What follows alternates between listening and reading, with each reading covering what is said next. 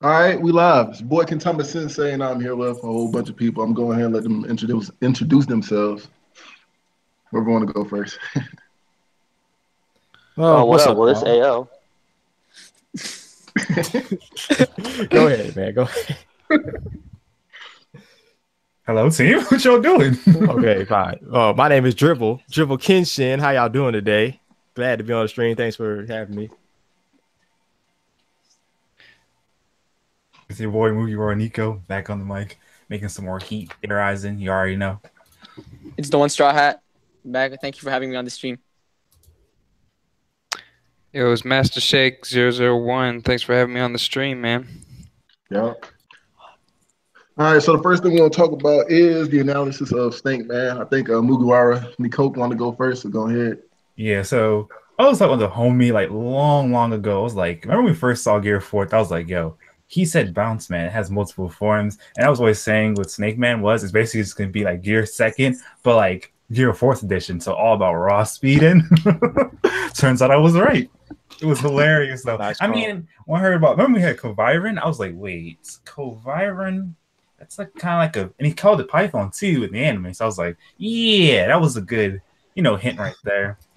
What that threw me off was just Luffy had like less hockey. He only had it on his arms and like the bottom half of his legs. So that one's like the most risky. So I think that's why he didn't start the fight off with, Snake Man, because he didn't want to get bodied by a Katakuri superior hockey. So he had to make sure he was tired first, make sure things actually hit.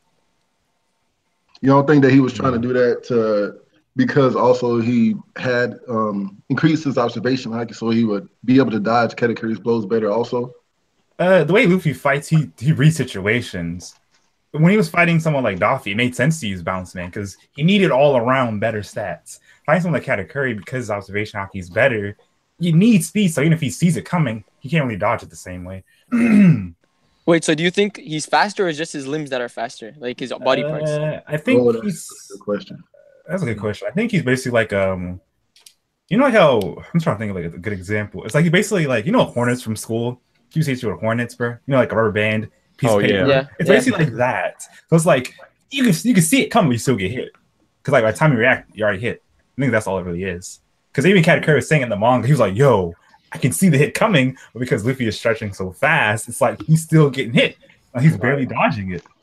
Like I would probably make, some people don't like this, but I got to do it. Like I had to make a cross anime comparison. Like if you guys ever seen Naruto. Don't go there, bro. When I know this is going. I'm not liking this. When my boy Rock Lee, went up against Sasuke the first time, Sasuke thought he was like, "Oh, I got the shouting gun. I'm gonna see everything. I got this." And basically, he was getting annihilated by Rock Lee because even though he could kind of see the attack, Rock Lee was saying, "You're too slow to react to it." So it may be a very similar situation. Oh yeah, I feel that. It's like he see the attack coming, but it's like by the time he already saw it, he already hit. It's like basically like the fight he had against Boa and her sisters. They had observation hockey, but he still got hit because Gear 2nd was too fast for them. Yeah. Okay. But what about I know Kizaru don't move at light speed at all times, but Rayleigh was still keeping up with him, and in all of his moves he wasn't, and that's light speed though. Yeah. Well, do you think Rayleigh is that much better than Katakuri at observation hockey? I want to say since he's older and he taught Luffy hockey, I really feel like technically Gear 4th, that's not all Luffy can do. That's just what he learned with Relay. And maybe those 6 months he learned other stuff that we don't even know about. Yeah. I mean, it's hard to say because, with the explanation that Rayleigh gave, there are some people who can kind of see the future. There are some people who can have like better feelings and stuff like that. And so if observation hockey, the way Rayleigh was using it was like a future sight type of thing, then I mean, I don't know. Because even when Luffy was doing it, like on Fishman Island, when that famous where he just smoothly dodging those Fishman bullets and stuff, it's like, was he seeing the future then or was he just reacting to what was happening? I got the impression that he was just reacting. Yeah, I think he was just reacting. Oh, I got you. You just gave me an idea, bro. Remember, hockey is willpower the way Relay describes it. So maybe the way you can use hockey depends on like your personality. Someone like Katakuri, it makes sense for him to always be trying to make the next step before somebody. Someone like Relay, I get to see him. He just waits like the last possible second to finesse the attack, whether it be reflecting or dodging. So maybe Luffy, the way his observation hockey would be, since he's about reflexes, he just like trains reflexes. So it'd be like, let's say he's about to get punched. He can just like, wait, I'm gonna get punched right shoulder. Let me just pull my right shoulder back, and that's how he'll use it. Because if you think about, he's thinking like Big Mom. Her Conqueror's hockey is just her natural raw emotions. That's why it's so hard to beat her. Because for all we know, she's just so confident in her abilities. Her armored hockey is almost always on, just by default. See, I also have a thing about that, but I think it's more of like they're just humans that are like her, Zoro. They're just monsters. They just have innately just an increased amount of durability, and the reason why, like when Mother Caramel's picture got broken, is because once her spirit is shaken, like once she's in a unstable state, that's when she reverts back to her spirit basically is broken. It's like basically Luffy versus Akane type thing. And stuff. And that's why Nami can hit Luffy because and cause pain, because it's like what Garp was talking about, the fist of love. I think that it's been shown now that it's not hockey. It's a different thing, a different aura. Like I never thought of it like that, because I always felt like the Nami stuff when she hurts Luffy and whatnot. Yeah, I always thought it was just like one of those gag things that happens in manga and anime, but like that's an interesting point that you brought up though. That's true, because if you look at it, I used to think that was all gags too until the Usopp thing happened, where Sugar got scared by his face, and I thought that his face was just like, it was just shown being all extra just for the gag, but I guess it actually happens, and they actually see it, just like Sanji's nosebleed, how it almost killed him. When the time skip happened, and I feel like all that stuff is connected and it's all real, because he wouldn't just do some gags are real and the rest of them aren't. You know what I'm saying? Wait, it could be application of hockey, because remember when we first saw hockey, it was always invisible. That's what I'm saying. It could be the same thing with Big Mom. Like, what if the way hockey kind of works? Some people just use it instinctively, so they don't think of it as hockey. It's just something. So maybe Big Mom, like the way she is. Remember, no one ever told her you did too much, Big Mom. You're the wrong. So maybe in her mind, she always thinks she's always right. So it's like, because her spirits are always high, naturally, it's like her body always has like some form of automatic hockey always on. So that's why when she punched that bear, it died. It was just like, bruh. The bear was like, yo, they're like a brick. I mean, it's like, I don't know, yo. That's really something, because it could be something like, a certain type of hockey that we can't see, because thinking back, I know, correct me if I'm wrong, I'm pretty sure I've seen this in the anime. Maybe it was like an animation error or something, but I've seen people like punch Luffy without ornament hockey and like cause him to get bloody and stuff. Like he actually took damage like big time. Yeah, but we gotta remember something. What the anime just showing us that, if you apply enough, remember, armor hockey only turns black if you apply enough, pressure to it. But normally hockey really is invisible. That's what I'm saying. Old time. Yeah. When Zoro puts what's it called? When he puts hockey in his swords, you can still you can see it's like black blade. He even calls it that.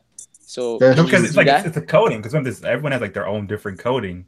I think that's what he explained. Because that's what remember in the training he was like with Mihawk. He was saying, if you basically learn armor hockey, you never have to like polish your swords ever again. They'll never break. Yeah, they won't nick or whatever. Yeah. But like, when if it's like, wouldn't y'all say that one of the best hockey users is Rayleigh in the story? That that we don't know, but we expect him to be. Yeah. But even he was using hockey with a stick. When Luffy knocked down the food, he put hockey on the stick and hit him in the head with it. Right. Like if that was an invisible hockey, he would have used that and just hit him with the stick, and it would have been coated in black in hockey, like how it is for everybody else. Right. I thought it was cold. I don't think it was. Like it looks dark. I mean, like if you see it in one panel, it looks light, or like I think white. it was. Yeah. Yeah. I don't. Personally, I just kind of feel like the whole black coloration has just been for the reader to know definitively when hockey is being used. That's exactly what I'm trying to say. I feel like, remember, the reason why we didn't know pre-time skip, we weren't supposed to know what hockey was. So I think Oda was like, wait. So this way, if they want to know if hockey's being used, like 100% sure, that's why everyone start using the hard coding instead of the regular one. I don't know if like the invisible is stronger or the, hardening is stronger, but I feel like I don't know, bro. I just feel like there's levels to hockey we don't even know about. Someone said that we're seeing it through the Straw Hats' eyes. So since they can now see hockey, now we can see hockey. Yeah, That's exactly what I was about to probably. say. Because Marineford, there's so many hockey users, and yet we never saw it. It's because we're watching the story through the Straw Hats perspective. So since the Straw Hats couldn't see hockey back then, you know, we never saw it. It was an invisible force. So how the average person sees it is, you know, invisible. It's not even there. I can see it. Yeah. Yo, that makes a lot of sense. Yeah. Okay. It's like one of those things where it's like, I think it's like one of those devices in anime. It's like before you know what a power is, you don't really know what it is. You just know it's a thing. Right. But now it's like we know what hockey is. It's always reminding us this is what hockey looks like. That's why the anime added those effects now, so you always know.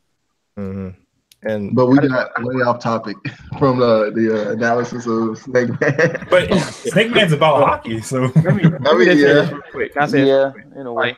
I just went back to chapter 894. I was looking at that Rayleigh panel. It looks like at first when he cocks back the stick, it's not hockeyed up, but when he makes contact, it's hockeyed up, and afterwards it's kind of not. So maybe he turned it on just at the moment of impact, then turned it off, you know, kind of thing. That would really save on your hockey. That like if that's true, then that really save on. If he only used it right when the collision is going to happen, then that makes a lot of sense. I think Luffy should learn from that because I think that's one thing Luffy has to do to improve his gears.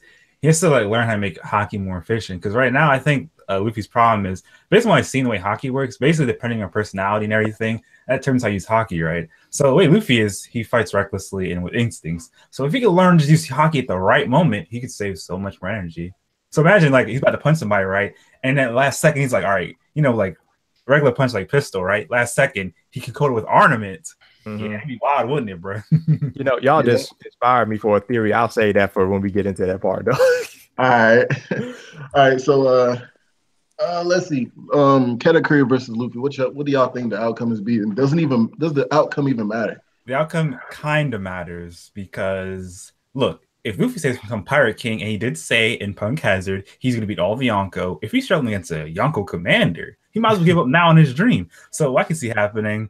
Luffy gonna be like, all right, yo, Katakuri, you breathing? And he's gonna be like, of course. He gonna be still standing up. And then Luffy's gonna try to punch, and he's gonna pass out, right? He can't move. And then Katakuri's gonna grab him and be like, listen, Mo, you talking all that hot work. It's now time for to end this fight. You could stop Mama, but it's over now. And then before he punches, you can see Katakuri drop him. And we're like, yo, what happened? See the next panel, Katakuri's passed out, his eyes blanked out, and it's like, he passed out standing up. So since their season,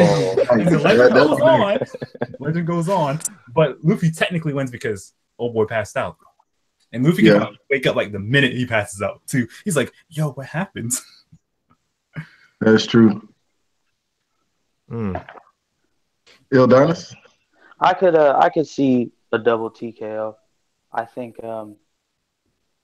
it matters as far as how far Luffy takes what this fight was, really, as far as training goes. I could see a double TKO, though, definitely.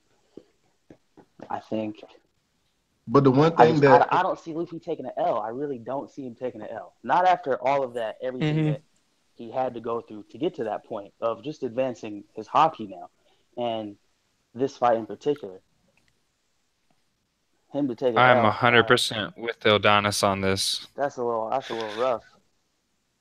Yeah, because the one thing that annoyed me when he ran away from Katakuri is that he said, I'm never going to run away again. I got strong, so I never run away again. And he picks up Brule and knocks out the mirror. He continues to run away from Big Mom and everybody else. And then he hops back in the mirror. At least he came back to fight full strength. I mean, I know what he meant when he said that at Dressrosa. Full strength and really go at it for real. You know, he wanted Katakuri at full strength. He wanted to be at full strength. Fair fight. I mean, yeah. Duke it out and see who the better man is. You know, it wasn't many situations him just run away in the past just to get away, or even like against Cracker, which he had to. You know, I got to dip out for a while and rest, and then come back at it. A little bit different than just saying, all right, one round, who's the better man here? Right. I think what Luffy was saying at the time was he just wanted to be like, you know how the Straw Hats normally leave an island? It's like someone tries to fight them. Guys, we have to go. Run. Don't look back. He doesn't want to keep going there. He'd rather be like, all right, yo, they're going to try to fight us. We're going to square up one time for the one time and at least fight for a bit, then run away. Because I'm thinking the way Whole Cake Island should end, they can't just this great escape again. They just need to do like, hey, Big Mom, listen, Mo, we did ruin your cake, but We made your new one. Sanji made the best cake you ever ate in your life. Don't even lie. So here's what we're gonna do. We gonna leave, right? But next time we see you, we're gonna square up for real, full strength, all out. We can go all out. I will beat you and become the pirate king. And then Big Mom's like, oh, you got all this confidence now. But remember this. The next time I see you, it ain't gonna be no hi, how you doing? I'm gonna kill you, your whole crew, on everything, on sight. On fish. They're gonna probably see each other in L again. To, She has to do that because remember, Big Mom's a glutton, and I'm pretty sure if she's the best cake in her life, she's not gonna be saying, "Oh, I'm not trying to negotiate." She'll be like, "Well, I did say pirates can do what they want. You did ruin the island, but if I keep y'all here, it's gonna be a problem. I kill y'all. Y'all did ruin a lot of my islands." What about That's what I was also wondering. Like, German did say he will pull up on Sanji, but then again, we don't know if his brother's gonna pull up on him. Sanji wins the fight, he gets some respect, and they say, "All right, guys, we'll help you escape Whole Cake Island," or they're just gonna try to fight Sanji to fight Sanji. You don't think Big Mom will want to keep Sanji though after she eats the cake? Like, you gotta stay here, Sanji. I think she would, but here's the thing, though. All right. All Sanji could say if she tries to pull that "you need to stay here" card, he could say, "But Big Mom, you promised me you weren't gonna hurt my friends. You hurt my friends, and I didn't fight back the whole time you told me not to. So you already broke your promise right there. So how about this? I'm gonna take Puddin'. She's gonna be my wifey, whatever, and we just go. Now you don't have to. We can just act like nothing ever happened on this island because who actually saw what happens? And then he's like, all right, well, no one did see what happened, so we're just gonna act like nothing happened. Yeah, we're just gonna leave, like you said. Next time we see you, we can fight to our heart's content. But for now, can we just go? Because you want us to ruin more of your islands. We can at least just snitch on everybody what happened, and I'm pretty sure you don't want that. So let's just go. I mean, everybody gonna find out because of Morgan's. That's what I'm saying. But they don't know that Morgan gonna snitch. So I'm saying how it will play out from the Straw Hat's perspective. Do you think Luffy's bounty is gonna go up after this? It should. You think it will? He never the Yonko. His danger level goes up. That's what bounties are, just danger level. Yeah, but every time Luffy's bounty has gone up, it's because he's won against the government, like indirectly or directly. He's won up against them. I feel that, but remember, the world government are actually afraid of all the Yonko. So just a mere thought of, remember, the worst generation came to a Yonko, destroyed their island for the most part, defeated majority of the Yonko commanders. That's already danger right there. Yeah, that's true. I see what you're saying, Straw Hat, but like the only reason why I think that his bounty will go up is because of that said danger level. Like if it comes out that he beat 1 billion bounty man, then they'll be like, okay, we need to reassess how strong Straw Hat Luffy actually is. That's also I hope that Luffy goes to Reverie, but we gonna see what's up. It might not be a huge jump as if he defeated a government facility or government commanders or admirals or whatever, like Impel Down or Marineford or something like that. Right. I think it'll go up, not considerably, but probably like 600. Oh, I mean, facts. To kind of counter that point, I can kind of see the opposite happening. I mean, let's say Luffy took down like a vice admiral or like an admiral or something, right? I'm just saying hypothetically. The government would probably want to keep that under wraps as much as possible. Yeah, like, people will probably find out, but they probably would not. They would probably lowball his bounty a little bit. Oh, I know what you're saying. Something like enemies lobby. They're gonna act like it didn't happen. Yeah, like they don't want to have that shame. Like, no, this guy, this supernova wannabe pirate, whatever, this did this. Like, they might kind of downplay it. But if he beats a Yonko commander, they might not care as much, and they be like, okay, this guy's pretty dangerous. We're gonna put him up some more. But either one could happen. Because they have been lying on the Straw Hats before. They have yeah, big time. Yeah, downplayed them the whole time. Like when they beat Crocodile and stuff, they're like, "Oh, the Marines beat Crocodile," but same thing in Dressrosa. Like they were trying to blame it. They were trying to pin it like the Marines had something to do with that. Like if Fujitora was like, "Nah, bro, I'm not with that." Don't lie on me, yo. Don't try to get me caught up. That's what he was basically like. Yeah, and then when he apologized, they were so pissed at like what they doing, man. Don't come here unless you bring Straw Hat Luffy's head. Yeah, that was a great moment right there. Yeah, I hate a comic still though. He a bum. Like I understand people say, but he was key to Luffy's development. Think about it. If a comic would say he's justice, he's no different than a police officer shooting somebody 10 times and be like, they're criminal. They deserved it. What? Yeah. I like Fujitora though. I want to see more from Fujitora in the future. Like I think there are going to be a lot of big things, like with him and Smoker. They may even help the Straw Hats out. I don't know. We'll see. Isn't Smoker still going his way towards Vegapunk? Yeah. How long is that? How far is that, man? It taking like 2 years. He just waiting for a minute. I was like, yo, I was getting lit, and I was like, oh. So when he gonna pull up to the scene? So Smoker has to become an admiral. So which admiral do y'all think he's gonna replace? Ooh. Probably Fuji, because Fuji might defect. Yeah. Most likely. I think Fuji's whole plan was he did say he want to change the whole system. So I think Fuji can do. He can go to Reverie, say, you know what? No more warlord system. All right, y'all, I did my piece. I'm out. I retired. So Fuji tore for Nakama then. If we have an ex-Marine, that'd be so fire, bro. That'd be like lit. That'd like a whole new level to the game. Everybody would hate the Straw Hats, man. All the fans, they go crazy, man. They don't even people talking about Jinbei joining. Like if Fujitora joins, it's gonna be worse.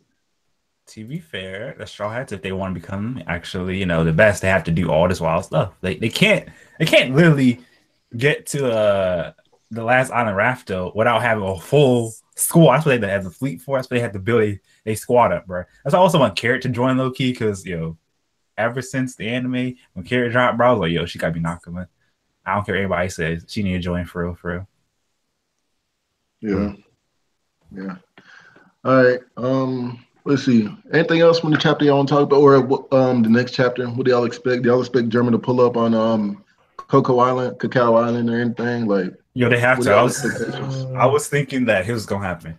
When everyone's gonna pull up to Cocoa Island, it's gonna be like they're like, okay, everyone's sitting there. So, who you guys think when? You can see like Luffy or somebody pop. You see Luffy pop out. He's like, guys, y'all want peace with me? You want some beef with me? Don't even want this beef, yo. My squad will pull up here like even any minute now. We got the cake. Big Mom is here. So if you want things to go smooth, just everybody shut up, hide. You see Luffy just pass out somewhere in the corner. Relay's like, I'm gonna kill him right now. But then again, I'm too tired. I'm tired of his whole crew. I don't want to do this anymore. I'm just gonna sleep for some reason. See Big Mom there. She eats the cake. She's like, wedding cake. Yeah, this is actually fire. All right, so Straw Hat, what do you want? What do you want, yo? Because you gave me a cake. You didn't have to make me a new one. So you don't think she'll get knocked out by the cake? Let's see. This old lady, she hungry as a mug, so I feel like she'll eat it right. She gonna pass out for maybe half a second. They'd be like, all right, Straw Hat. So you made me a cake. What do you want? Let's negotiate. I would love for Pudding to somehow, be Sanji's wife still, and just play it off like the wedding technically went through, but we all know it didn't, right? Because if she doesn't let Pudding marry Sanji, what's she gonna explain? Because right now explaining about the snitch. So what would happen? But if it goes through, then that mean the Big Mom Pirate. Like if everyone thinks it went through, then Big Mom Pirates and Straw Hat Pirates are aligned together. Then that's what people will assume. Yeah, and that could be a big problem. I'm just saying, let's say she don't let that happen the way it's supposed to happen. What's she gonna do? Because remember, almost the whole world probably knows about the wedding. So it's like if it just randomly just went away, what's she gonna do? Because they already know Mormon can snitch. So what's she gonna say? Guys, see what happened was the Straw Hats and we had a little fight real quick. Pudding's not married, and yeah. Yeah. I don't know. I don't know if I see him getting off a Whole Cake Island without finishing up a fight, at least putting down the rest of the commanders. Because Germa rolls up. Why would, at this point in time, Sanji fight Ichiji? Let's see. They don't like Sanji. They never like Sanji. And they always wanted a reason to fight him again. They even said it. Sanji, you can live with us again. So we can have all those fun times we used to have again. So that was like the big foreshadow that they want to fight Sanji again. They want to bully him again for some reason. But they're in the heart of enemy territory. You think they'll still try to do that with fam? They followed the path in front of them. They was like, he's some weak sauce. Our father's crying. He weak. He trash. Oh, yeah, that's true. So if they already that petty. They have no emotions. Remember, we talking about them also to fight Sanji. If they really admire strength, if Sanji beats even one of them, they have to be like, well, we gotta stop sleeping on you, fam. Sanji has to stop them though. He has to stomp them because Katakuri stomped them easily. He had both of them. I forgot I think it was Niji and Yanji. He grabbed them both and had them each in one hand like they were nothing. So Sanji has to stomp him where he's nowhere near a sweet commander level. Sanji got this. He got sauce for real. That's me. Sanji, you'd have to show out Major the whole arc. He got to KO Big Mom, and he's got to put down. No, this is gonna be the greatest W for Sanji. Old boy's gonna save the day with cooking. maybe a sweet. Hope he fight. Yeah. I thought he was gonna fight Smoothie. Ooh. Yeah. You think he's gonna fight Smoothie? Yeah. Nani? Wait, Sanji? Yeah, Sanji. He doesn't hit women. Y'all know that. He can't do that. I don't think that's gonna work. No, but oh yeah, it's actually not gonna work. Never mind. That would be cool, but like, I mean, that goes I think against he'll Sanji's fight code Snack. thing. I think he'll fight. Yeah, Commander Snack. and that'll put him over, at least tied with another Supernova Rouge, and that'll be better. Yeah, because I feel like Sanji. Remember, he explained it. The reason why he doesn't want to fight women, it's not that he doesn't feel like, oh, you shouldn't hit pretty faces. It's more like, remember what he said. He doesn't want to do anything to like shame Zeph. That's the main reason why. Yeah. So who's gonna deal with Smoothie then? Jinbei?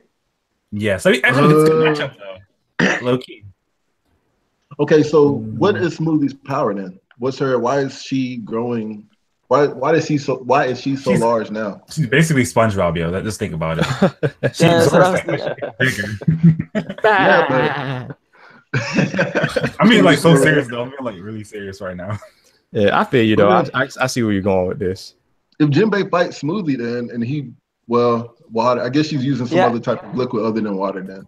And no, but there's liquid inside her, right? Can't he like use his fisherman karate to like move it somehow? Exactly, because fisherman karate is all about manipulating water and liquids. I'm saying it's a good matchup. So it means it would either be a match. So one way Jinbei can just basically extract all liquid out of her. She may shrink to like miniature size or be half her size. Maybe that's why she's so big and tall, because she's been juicing. So okay, so what if she's actually is a giant size person and not like smaller? But it was stated she was a long leg, so I don't think she's a giant. No, she's a long leg. Yeah, she's a long leg. I mean, she's like, really that Big tall. Mom is a human though. Big Mom's a human and she's huge. Like, what if she has the same type of thing but just as a long leg? You see what I'm saying? Oh, you mean like be like oh yeah, a long leg giant.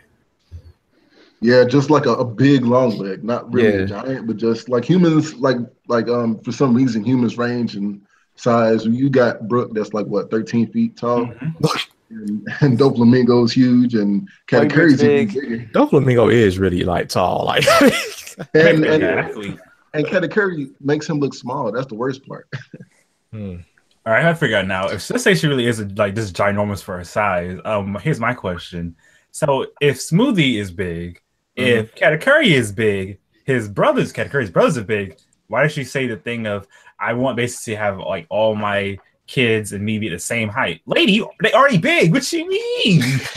Because all her kids are not big. That's why someone, I forgot who it was, but no, like the babies are not big, like little kids, like little kids. No, I mean like Bobbins. Bobbins isn't big. Bobbins and Bombs are tall. Dude with the tongue. What's his name again? Sparrow. Yeah, him. He ain't big. That's why he's not a sweet commander, because he's not big as Big Yo, Mom. we didn't see that crazy for real. That's what what's his name? I can't remember anything right now. But this dude had a theory on that, and he said that that's why they're all big. And I think that Snack is a Tontada, man. I just feel like he's a small person in a robot, and that's why he looks so big. Like devil fruit to make him feel bigger. Maybe. That could be a thing. But speaking of devil fruits, like I would like to see Reiju versus Smoothie. I think that'd be pretty cool. But then also, like, you know how Reiju was first shown to like, get that poison out of Luffy when he had that poisonous fish. So there's probably some type of devil fruit ability. I mean, it may not be, but I'm just gonna say it is just for this little matchup here. Yeah. Like, so if that's a devil fruit ability, she's either some type of poison based fruit, or she has poison within her or something, So like, I'm thinking like if Smoothie tried to absorb her, like, how like with Crocodile versus Luffy, he like absorbed the moisture out of him. If she does that, I can see that like killing Smoothie, because like she just absorbed a bunch of poison into her body or something. Like I think that'd be kind of like. Didn't she just squeeze it out though? Yeah, she just squeeze it back out. Yeah, but we don't know how strong her immune system is. So maybe. Like you said. Okay, I see what you're saying. Like it could kill her faster than she could squeeze it out. Yeah, so basically, it'd be like no, it's gonna be like. It could be like basically SpongeBob versus like we're just like a monarch butterfly, right? Yeah, that's what I was gonna say. So she might have eaten a butterfly fruit, the monarch butterfly fruit. So that means literally like Smoothie's gonna have to deal with all that poison, and the thing is, she needs at least one arm to like juice it out. So it's like poison one arm so badly she can't do nothing. I kind of thought she was a moth or something too, but I mean, I don't know. We'll find out. I think she's a monarch butterfly. They were saying. It's the way her raid suit looks. Yeah. But some people saying that that's not part of the raid suit, like because her design is different than everyone is. Like it could be her real wings that she. Well, we do know that that's the lineage factor. So I mean, what if Judge Loki found a way to like give you devil fruit abilities, but condense it so you don't have like the weakness of water? Ooh. Because remember he worked with Vegapunk, so he could probably learn some secrets that we don't even know. Like no devil fruit. Vegapunk knows some stuff, like, for sure. Because that man ran away from the world government when they supposed to catch him, so he probably learned some good secrets. Because you got to think about this, y'all. Like, okay, when you look at like the pacifistas, right? That like mouth beam and stuff that they do, that's actually like pretty much like Kizaru's power. So somehow Vegapunk got that inside of them. And what really makes this important, if you think of Kuma, right? Kuma had those modifications too. He had the mouth cannon as well, but he also had the paw fruit. So essentially, he kind of had 2 devil fruits in his body. Yo. And so, like, it could be something like that. You know, they could make some alterations if they really were in working with Vegapunk. But Vegapunk knows some stuff, y'all. So I went on the One Piece wiki and it says she has a yet to be named devil fruit of an unknown type for Reiju. So wait, what if? Let's give me an idea. So basically, Vegapunk's research is probably the same thing that Judge did, but in a different type, probably. So maybe the whole thing, you know, like devil fruits can give to objects, other people. What if what Vegapunk was learning was, what if we can hone the power of devil fruits, but tweak them so they don't have that weakness of sea stone or seawater? So what Judge saw, he saw that. He probably like, you know, peep his notes real quick and said, wait, I can have kids. Give them powers of devil fruits, but make them super soldiers. Yes. Remember, Sanji can still swim, Reiju can still swim. So what if the whole time Judge is trying to make literally human weapons? You mean weapons. Like she has an artificial devil fruit? Yeah, that's what I'm saying. Maybe that's why they have the swirly eyebrows. Yeah, that's what Oda said, that it's the ideal ratio. I don't know if y'all know about that, but that's actually like in a lot of things in nature, like your eyes, the arms of the universe, everything. Like it's in a whole bunch of like snails, the shells, the way that they're circular. It's like a real huge thing. The perfect ratio.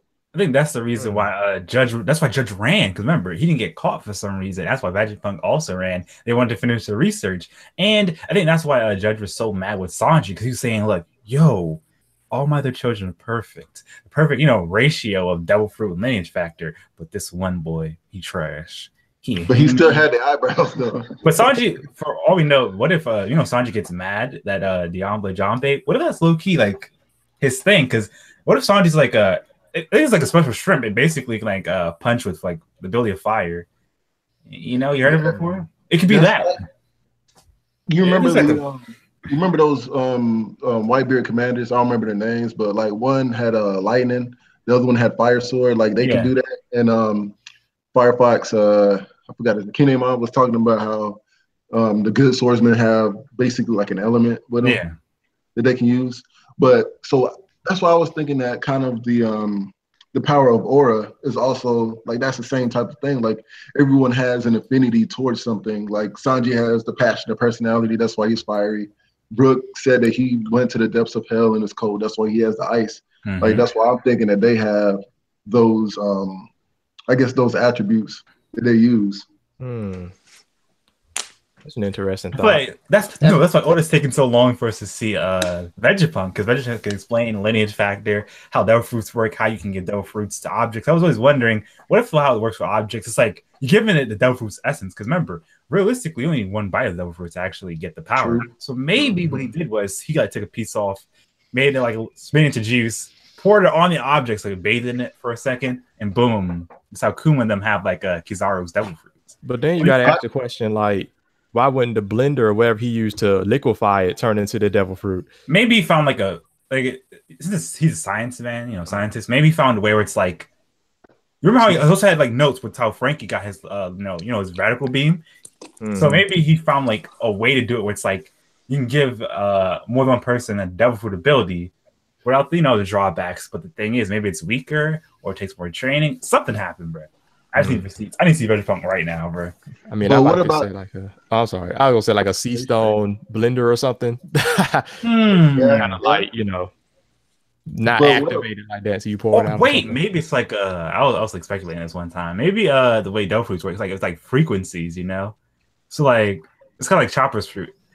Chopper could change forms. Oh, yeah. So maybe awakening is basically like you change the frequency of your devil fruit till it could do stuff it normally couldn't do. And so basically, Chopper's awakening is how you change a zone's frequency. Promethea, they get the abilities that's similar to Logia. Boom, that's how they change their frequency. And Logia's, they can have like permanent effects on the environment. That's their frequency change. All right, but one thing I wanted to talk about was also going back to the inanimate objects. Like getting devil fruits is that when Gecko Mori, he was talking about souls, how his shadows mimic the movements of a soul, and the soul never changes from birth. But I think that we've seen that in order for something to live, it just has to have a soul. Big Mom inserts her soul into let's say. Well, I guess it has to be living. No, she can insert her soul into like a flower, and the flower is living, into a door, and now a door is living. Her hat. Yeah, right. Yeah, her hat, whatever. And that ship too. Fune. Yeah. So what if Vegapunk found a way to insert souls into inanimate objects and then gave it a devil fruit to eat? And that's how he had like span-downs. Okay, that's a good question. Because, what if a homie just ate a devil fruit? Like, what would happen? Like, Wait. What I was always wondering, what if devil fruit? I was thinking it's a kind of wild theory, but it's probably true because Oda bases almost everything on real life pirates or some real concept. Maybe the way devil fruit started, what's the name? Davy Jones. He probably found the first devil fruit. And he saw like some guardian or something saying, "Hey, do not eat this fruit. It's cursed. You'll turn into a demon." Old boy said, "You know what? I don't care." He ate the bad boy. So the guardian was like, "All right, here's the deal. Anyone who eats a fruit or any other fruit like this, these special fruits, these devilish fruits, you'll be cursed for the rest of your life to sink to the bottom of the ocean." That's why anyone eats a devil fruit now, that's a thing. The ocean's your weakness because the ocean's trying to bring you back to the depths of hell where Hody Jones probably is living or staying at his soul or whatever. So maybe eating devil fruit changes like the quality of your soul, making you an actual devil. I don't know. I hope it doesn't go that way. I would rather it stay more toward the science. It's older, so I expect it may have that piece of it, but a little different. Don't devil fruits have a soul to them as well? Like we've seen when I don't remember his name. Yeah. So what if you just took the soul? Oh no. What if you just took this? No, it was from one of the CP9 members. He was saying if the two devils like fight. But that was just that was like folklore. Like they didn't really know. That's just something they were kind of. But what if you like take the soul of the devil fruit and put it into a weapon? Because then they don't. If you put a soul of a door, if you put a soul of a human into a weapon, shouldn't they be able to talk? These you've seen Frunkfeed, it's not able to talk. It's just he just controls it. So what if it's just the devil fruit soul that's into the sword? Y'all get me wild. So if we take what we learned from CP0 plus from Big Mom, what if devil fruits are just souls, or maybe soul of dead people, or souls of certain objects or things, and then you drink the bad boy or whenever you eat it, and boom, you get maybe that thing mixes with your soul. So maybe it's like this. So let's say you have Ace's fruit, right? Maybe a fire demon or someone that embodies fire, right? It mixes with your soul when you eat it. So it's like your soul changes properties. So it allows you to actually use the ability of the fireman, whatever. I used to have that exact same theory, but I went back to the Gecko Moria thing. And when he took the shadow was, he also took the soul. Mm-hmm. And the soul and the shadow had no devil fruits. So the soul still remained the same, even though Luffy ate a devil fruit. The only reason Oars was able to stretch was because he modified the soul so that it would stretch, the shadow would stretch, and the body would just follow. Interesting.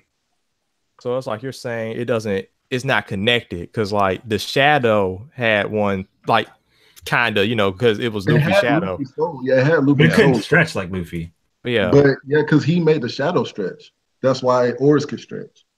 Oh, I see what you're saying. Moria could manipulate the shadow, so it's a little blurry So I feel like low-key everyone has been foreshadowing how things work. So what if everything we saw is basically the early stages of Vegapunk's research? And remember, if Frankie could learn how to make radical, laser beams from his old lab that he thought he almost destroyed, right?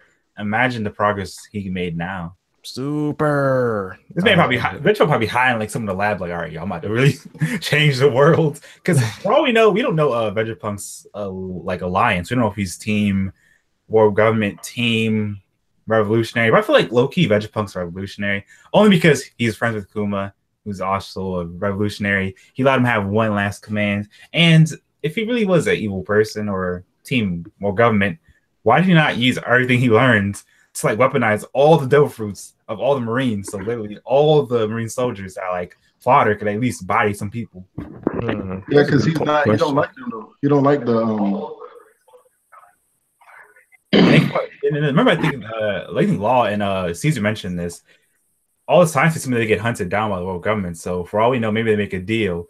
As long as I make my research and I let y'all use it, y'all just leave me alone in my lab, and I'll do my thing.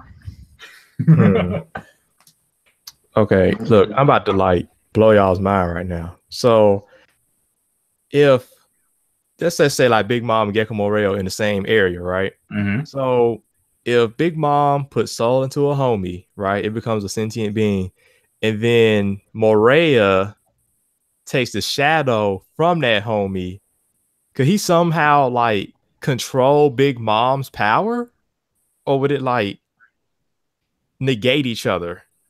I think he would control it. I think he would control it. I think control it to a limited extent. Because like if he took Prometheus's shadow or Zeus's shadow or something, because that's like directly her soul too. Like so, could he like really manipulate it, or would she have more power over it? It's like, I mean, there's so far in the story, there's only 3 people that can manipulate shadows. That's Big Mom, Gecko Moria, and Brook. And the only thing that I think of is that he can manipulate. Like I feel like he has the final say, because even though Brook had like a super he's the king of souls, he still took Brook's shadow. So I mean, I think that he would still be able to do the same thing with Big Mom's piece of her soul and a homie. But do the homies even cast a shadow though? I would assume they do, but I mean that's a good question. But going back to the Brook thing, that actually like really gets me thinking. So maybe the reason why Brook couldn't like resist Mori at the time, maybe he didn't actually know how to use his fruit that well, so that's why he couldn't stop it.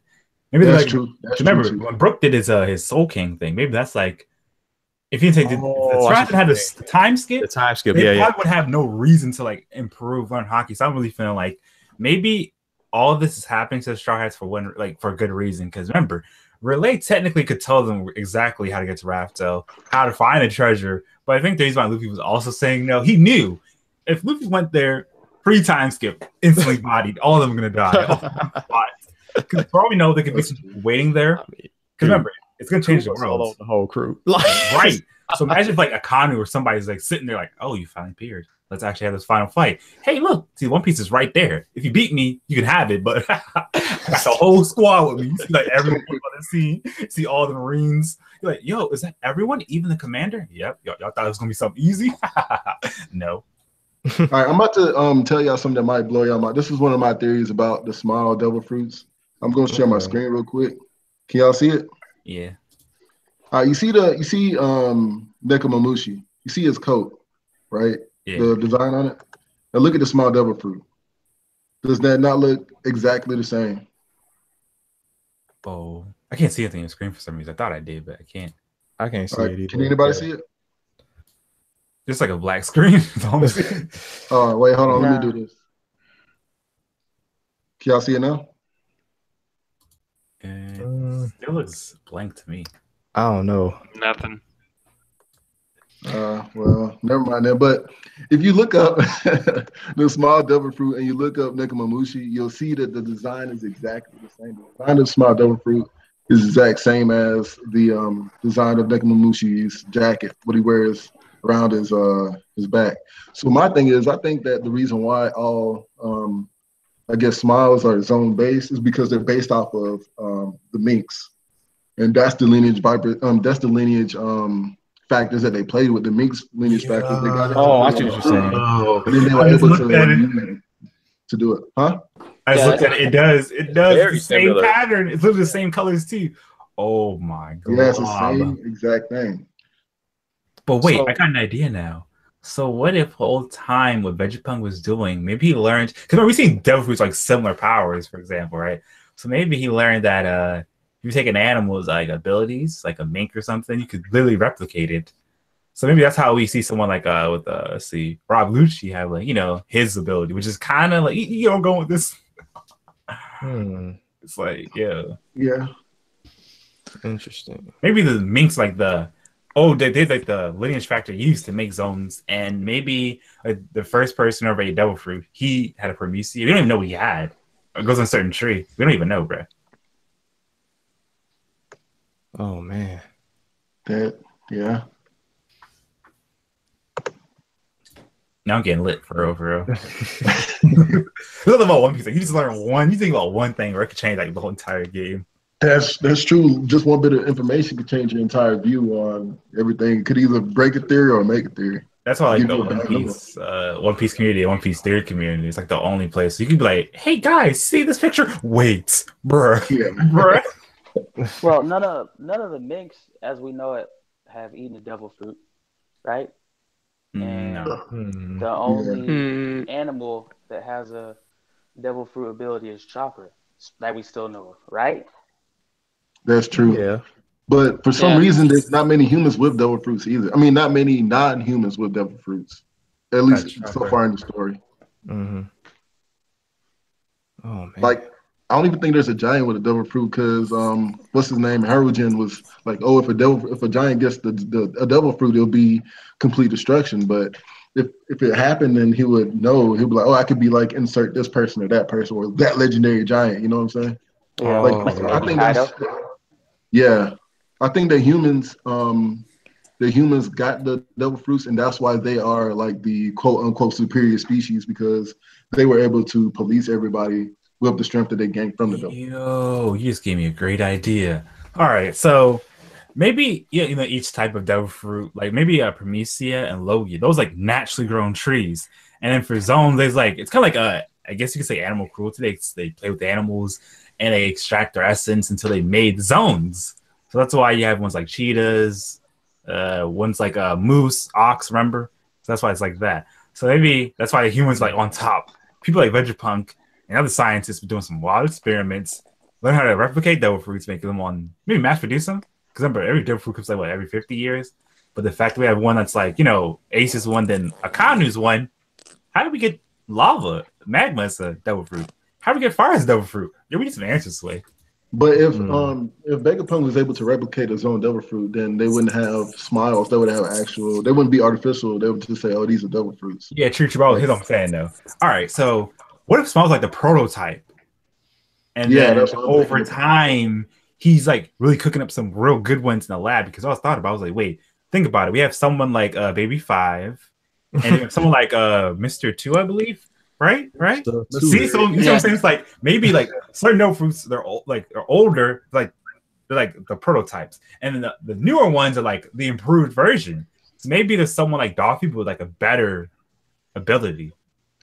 You don't even know. Or maybe if you think about it, Luffy's like could be like the OG devil, like one of the OG devil fruits, and then Katakuri is like an improvements, massive improvements. Well, I mean, even like. I don't know. I see what you're saying. Like, it may be. Do you think we're giving One Piece too much complexity? Like, would that be One Piece like? Do you think Oda would write something like that? Well, yes and no. Like the way Oda is, like he does things where it's like it's somewhere along our thinking, like to a whole different level. So it's like it's kind of like with the relay training. Remember, people when I first saw Gear 4, that was like has to have multiple forms. Why did he say bounce man? We could have been wrong, and just Luffy just wanted to name it something cool. For all we know, you know what I'm saying? For all we know, Oda is holding back Vegapunk because he doesn't want us to know how their fruits work now, because maybe it's not going to help us as much. But Endgame, it's going to help us big time knowing how hockey works, how everything works. That's why I think he made the whole thing of relay saying, do you want to know what the One Piece is? Because maybe Oda was testing us to see like how we would react to it all. Because think about it, Luffy really said, let's go. It wouldn't be like Luffy's character, especially during that time. Yeah, but I think that Oda likes to leave things open-ended. Like even with the drawing of Big Mom and Kaido way back when, he just drew like some type of caricature, and he changed, like, especially Kaido. He changed the entire what Kaido looked like. Because remember, he showed shadowed, and Kaido looked kind of like what Big Mom looks like now.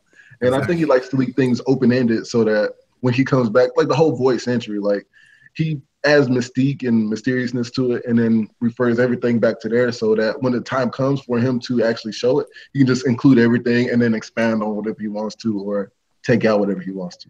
That's what makes him goated, bro. Like he's literally like a foreshadowing god. But let's do his foreshadows. It's like when we all was thinking about Snake Man. It was literally like Gear 2nd, Gear 4th edition, but we was all wrong. I was thinking maybe like the hockey is like weaker. It kind of is, like, you know, it's not like super heavy, but it's only in his arms and like his bottom half of his leg. I think that's because his air is lighter, so he has less air in it. Yeah. But I think that what we've seen from Gear 3 is that the more air Luffy has in it, the heavier his fist is, and the more powerful it is. And the lighter he is, then the faster he is. But then it's like less air. Bounce Man has a good amount of air in it too, though. Yeah, that's what I'm saying. Like Bounce Man has so much air in it because he wants power and he wants the ability to be able to tank hits. Like, so, do you think he has an attack form? Yes, exactly. Bounce Man probably is. Yep. I think it's gonna be called Bull Man, because I saw a color spread, and it had 4 animals on there. It had a bull, a elephant, a lion, and a snake on there. I think that the lion is Bounce Man, the elephant is Tank Man, and the snake is of course Snake Man. I think it's gonna have one more to take on like Yonko and Kaido and his awakened zones. Somebody needs to send me that picture. I need to see this with my own eyes.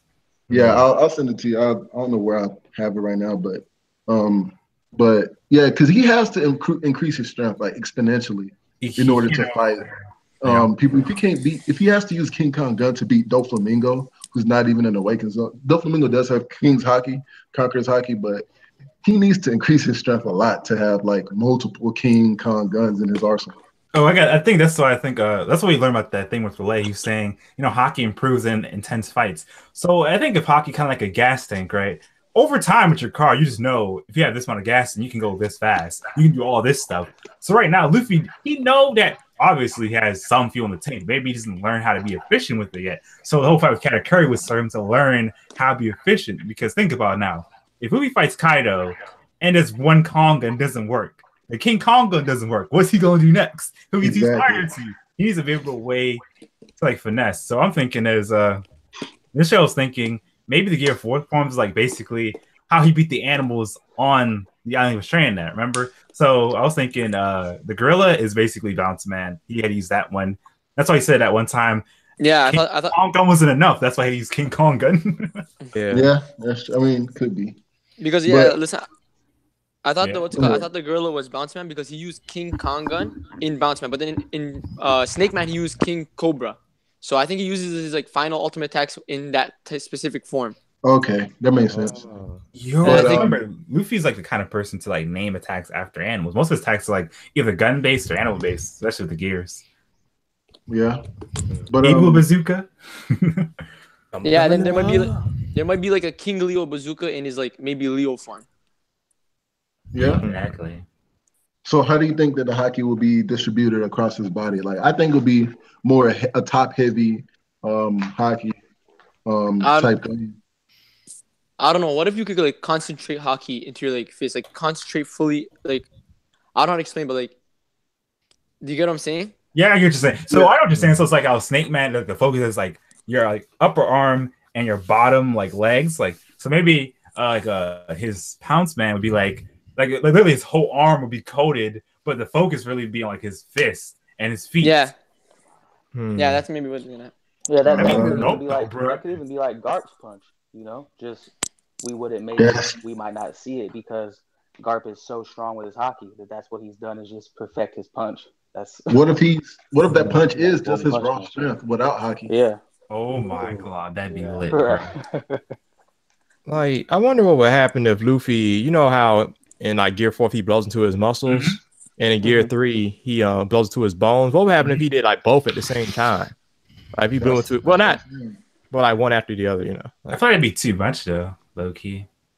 I mean, if he can blow his muscles alone to make a King Kong gun, then I think that he can do both. I mean, and I think that's what's going to happen. I think that he's going to, for the next Gear 4 technique, it's going to be like a giant mode where he'll make his entire body bigger, and then he'll increase his muscles also into to be not exactly, maybe like almost Jack size, not quite Kaido, but maybe Jack size.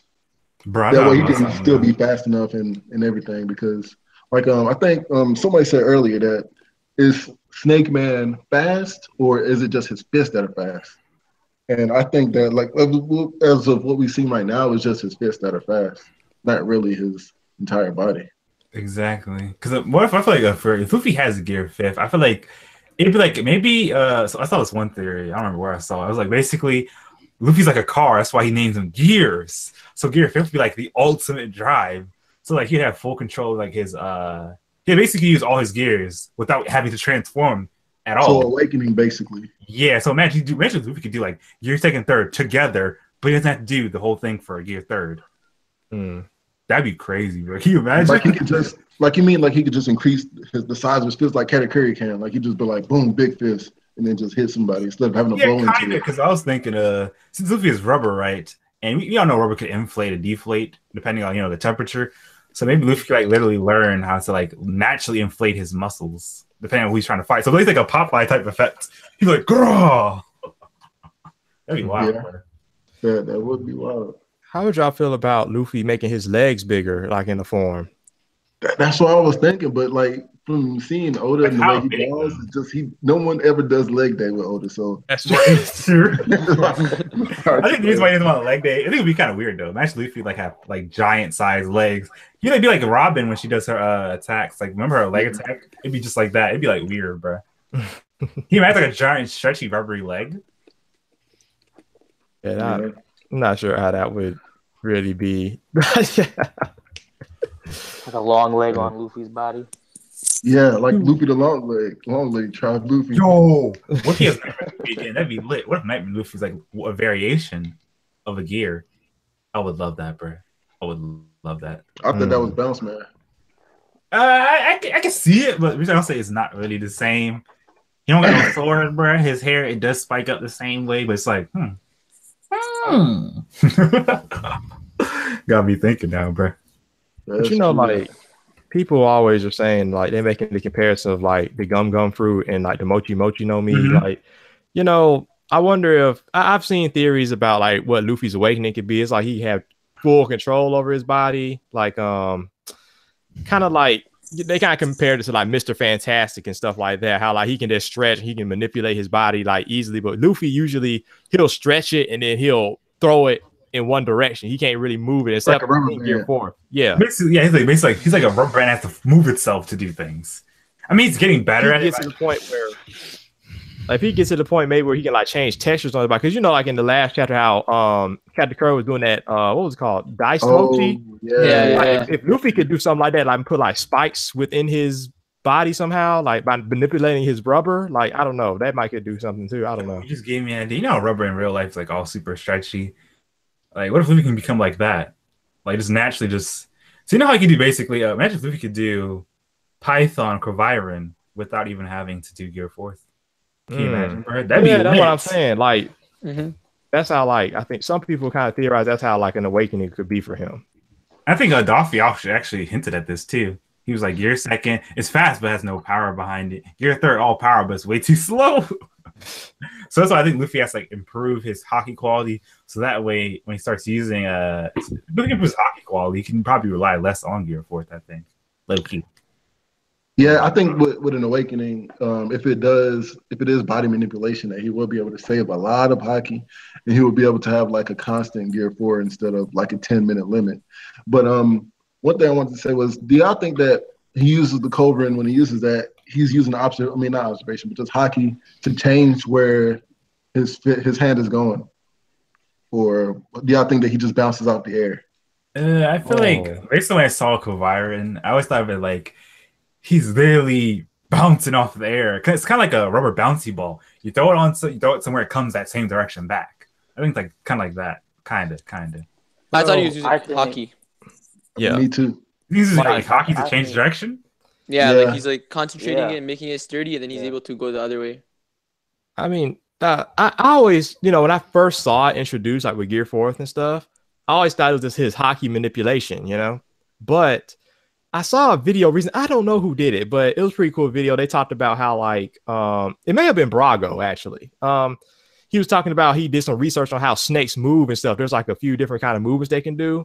Mm-hmm. And one of them is like they do this like thing where it's like the head kind of moves a certain way and it kind of like goes all the way to the tail or something like that. So he could be doing that in the air, like kind of pushing against the air and moving some kind of way like a snake would do on the ground, but I don't know. That makes a lot of sense. Like he's just only manipulating like around his fist. Like he's just bouncing that out there is what you're saying.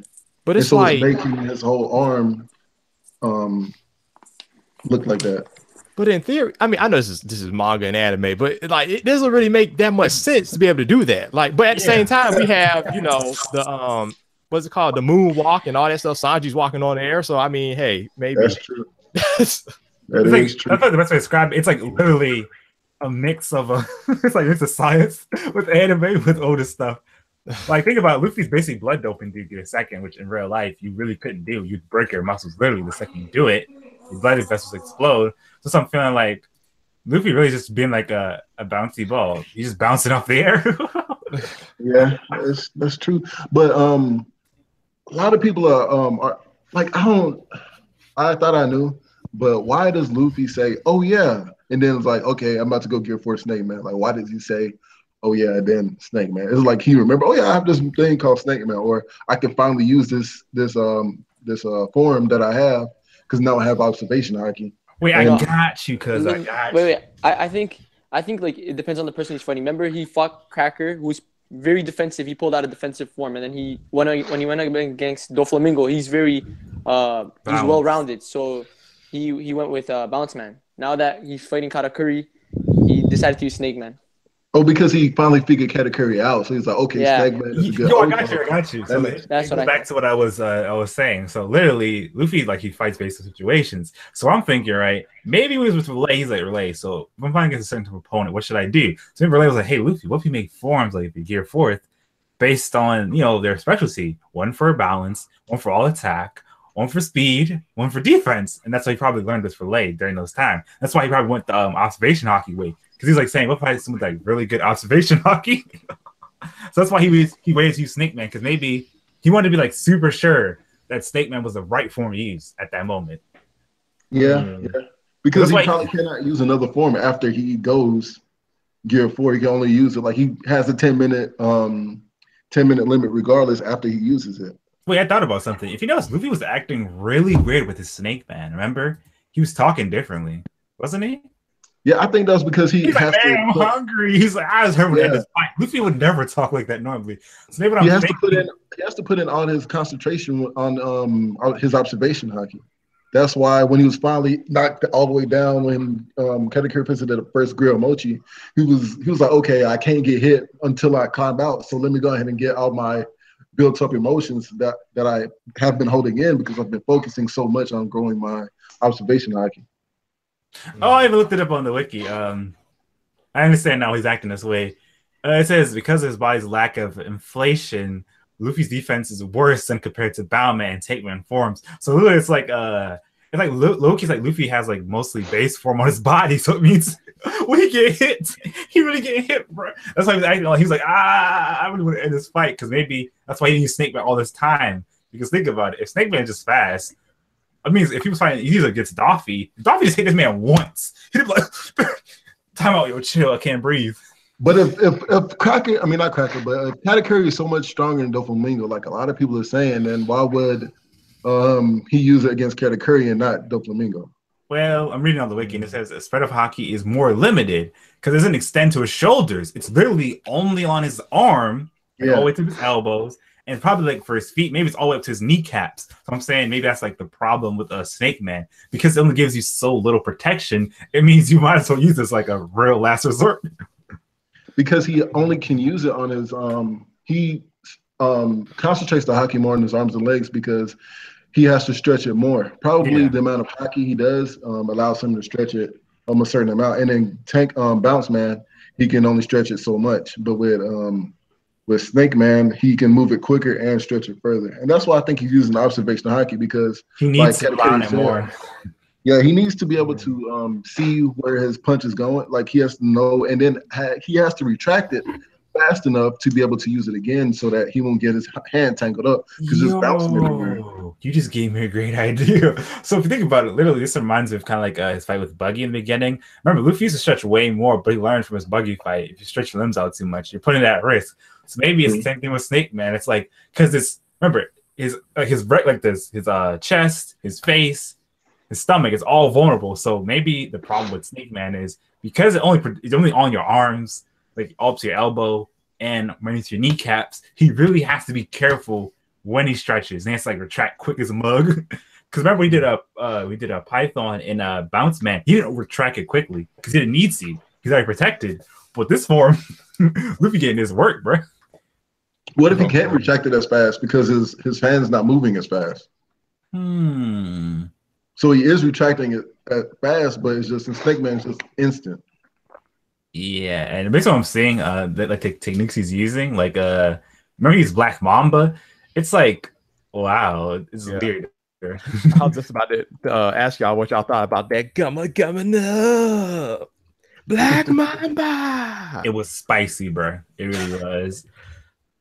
Hey, but Katakuri dodged that jump though. Man, when Katakuri was doing the flips and dodging Luffy's on punch, this man was like, I was like, dang, you wasted a whole attack on that man. This fight, this fight's better. This is the best fight in One Piece, in my opinion. Better than Rob Lucy fight? Better than Rob Lucy. He actually, I agree with that. Here's why I say it's better as well. Because I don't see how it ends though. Here's why I think it's better because with the Rob Lucy fight, it had so many interruptions for real. And it was just Rob Lucci like, so you think you got a sauce where you think you can actually beat me? You can't even protect your friends. At least Katakuri's like, Katakuri was actually like a real fire villain. This man was really like, I'm gonna end this fight real quick. Oh, my snack's ready. I'll be right back. Like, Katakuri was not playing no games, bro. He was really on this man. And the thing I like about Katakuri, he didn't really underestimate Luffy ever since the fight started. That's what I was just about to say. That. Katakuri is the first ever, I think, the first ever major villain to not underestimate Luffy. And that's why this fight is so good, because it's two people going tit for tat with full respect for each other, fully knowing that this could be, any punch could be the last punch. And they're just going all out. That's what makes it spicy for, because it's like, I remember like what I didn't like about every Luffy fight. It's like it always be like he looked weird. He can't do no work. Remember Dolphy laughed when he did Bounce Man. And he got hit with a long gun. He was like, this man really hit me. And then when he hit him on his like his stomach, he was like, it bounced back. He's like, Nani? Yeah. And then he got the ultimate disrespect when Luffy put them flip to his face. But one thing about the Luffy versus Doflamingo fight, I feel like Luffy kind of messed up in the beginning because I was like, all right, Luffy, you took so long. Remember, Luffy about to do the finishing move after did the Leo Bazooka, right? And then he's like, oh, out of time. I was like, yo, Luffy. He should have started with the Kong. No, here's what Luffy should have did. King Kong gun him. No, yeah, Kong gun him, then King Kong on spot. So you just right there. But I think the reason why Luffy couldn't, maybe he felt it would take too long. And remember, King Konga is probably the slowest thing I've ever seen Luffy do. So maybe that's why he didn't do it. That's true. The only reason he even hit Doflamingo is because he sat there and was like, nah, fam, I'm about to come with my own move and show and overpower you. Like how Katakuri was doing in the beginning, remember? Katakuri would do, he did a elephant gun, Luffy did elephant gun, Katakuri did a bigger one. And I think Doflamingo was doing that. Katakuri just showed Doflamingo how it's done. Like, this is how you overpower somebody. Yeah, Katakuri really showed us a lot. Like, about the Katakuri, like, as a character, I do like about him. I think that's how most villains should be. It's like, if you're fighting somebody, don't be like, I might win. It's easy as a mug. And it's like, oh, he actually hit me though. Hey, this ain't my blood. This is like some juices from jelly. That's what I like about a cracker. Because the cracker fight, it was really like, it was okay, animated, it was fire though. But if I think about it, it really was a dumb fight because it's like, it was literally just a game of endurance. Yeah, it was. Cracker could easily end the fight, but I think the reason we couldn't, I think it's just his Devil Fruit was not the perfect matchup for Luffy. Yeah, it was the best matchup. But if Cracker had Katakuri's it would have been over. I think actually this is a good fight for Luffy because this is like the first time he fought someone with a similar Devil Fruit to him. So that's why I feel like it kind of reminds me of like how Ace versus Kanu was. It's like you have someone that's better than you, Devil Fruit wise, has more training than you. So it's like just even to fight them, it should be like a hassle.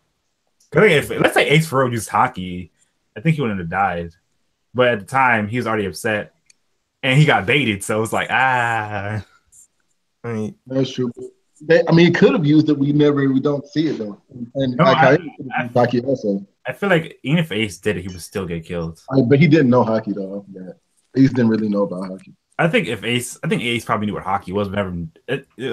Rayleigh did say you have to train to actually use Haki, but everyone has the ability to. So I think the reason why Ace didn't do it. Okay, let's think about it for a second. If Okada could take a hit from Whitebeard with Haki, and he's just like, "Yo, I'm shook."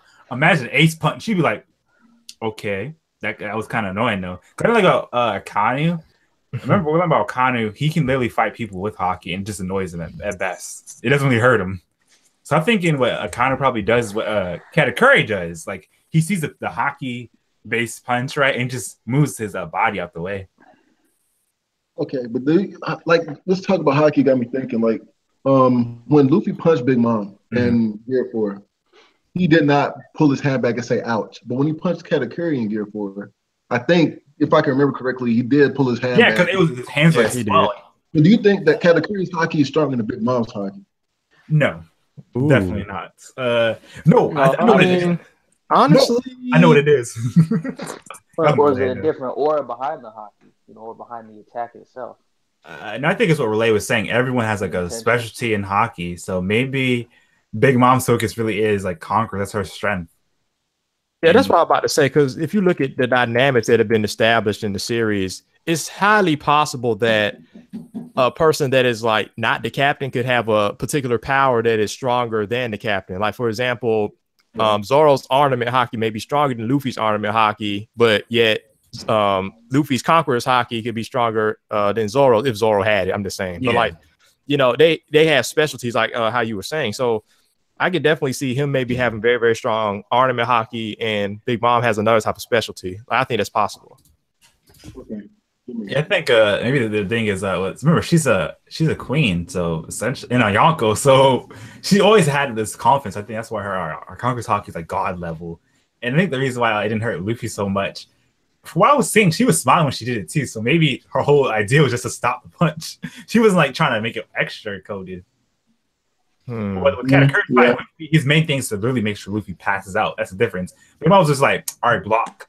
Katakuri's like, I'm really knock you out. Because remember, when Luffy did what was it again? He did a Mihawk. He made sure to dodge that bad boy. He made sure he did hit by that. When he woke up when he got up from the Marienda when he slipped, Katakuri was reeling from that red hot. I want to see that connect for real. I want to see how it'll affect him. Oh man. Like the thing is, sometimes this happens in many series, but in One Piece, I think there are some characters that don't use their powers how they should sometimes. Like for example, Robin. All those hands and stuff she can summon on people. Like I feel like earlier on in the story and stuff, when they had all those fodder Marines out there, it should have just been, hey, Robin, go to work. And she just crutches all of them, like one hit KO all of them, you know? But she doesn't use her power like that. And so, I don't know. I feel she couldn't use it as, like, same thing with Brooke, like we were talking about earlier. She couldn't use it as good. Like, now she probably can. Yeah, because remember, she could have, like, a clone. But she would still need a lot of physical strength to be able to do something like that, though. Nothing would still be risky because Robin's definitely is kind of risky for her. Because remember, hers is based off her actual. It's like her actual body. So it means if you step on her hand, you're hurting her actual hands. True. So she has to be the most careful of all the Straw Hats for her fights. Because one slip burn, it's over for her. Because even like with Law, like I feel like Law, if he fought the right way, he could pretty much kill anybody. Like I said this in Discord one time. I'll run it out here. So I feel like, let's imagine if Law walked around with like, it's like some ladybugs, right? Mm-hmm. All right, here, let's hear me out. He puts the room up, right? Let's say like with Dofi, he's fighting Doflamingo. He puts the room out there, and then he does the personality swap with Dofi and the ladybug, right? Mm-hmm. So then you've got a ladybug mind in Doflamingo's body. You got Doflamingo's mind in the ladybug's body. You switch the ladybug, Doflamingo dead. Then you just kill Dofi because the ladybug don't know how to use a human body.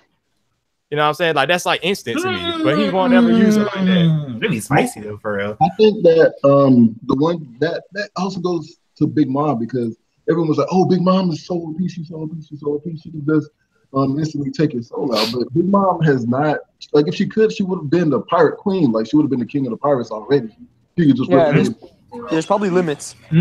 Oh, there's definitely limits. Like Jinbei already told us one, like about the being scared or something like that. Yeah, I think that her, like Law, his haki has to be stronger, or his power has to be stronger than their haki. I think haki can negate the slash that Law does. And same thing with Big Mom pulling out the. I don't know. I mean, you might be right, but I kind of disagree right now. I mean, we seen what he did to Virgo, because he had the full body haki, ornament haki. But we seen full body haki ain't nothing, because Virgo got sliced and so did Pika. He also.